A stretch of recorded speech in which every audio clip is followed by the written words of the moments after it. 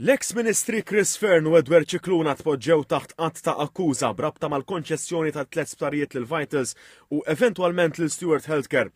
Fawla 20 il-Maġistrat Leonard Caruana qal li l-prosekuzzjoni resqet biżżejjed provi sabiex Dr. Fern u Professur Cicluna flimkien ma' 13 l-akkużati ieħor jgħaddu ġuri.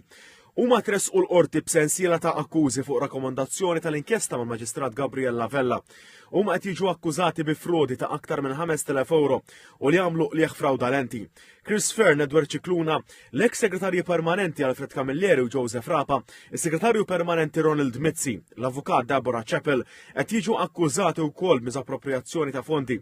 Apparti dan, Camilleri, Rapa u Mizzi huma mixlija wkoll li wettqu reati li kellhom dmir li assiguraw li ma jitwettaqx. Akkużi oħrajn fil-konfront tal-akkużati huma dwar il-parteċipazzjoni f'organizzazzjoni kriminali u frodi. Dr. Fern kien irriżenja mill-kariga ta' Deputat Prim Ministru u talab li tiġi rtirata n-nomina tiegħu għal Kummissarju Ewropew.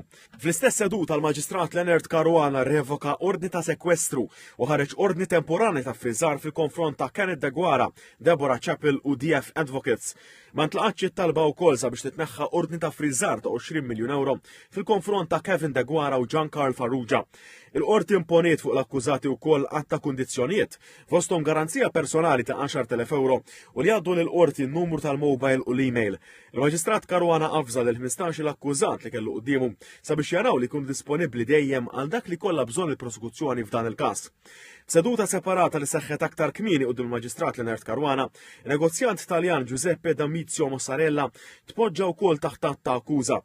U għet jiġi akkużat li jen l-Vitals fl-iskema tagħhom sabiex jixtru cyclotrin, apparat mediku li manifattura l-mediċina tal-kanċer.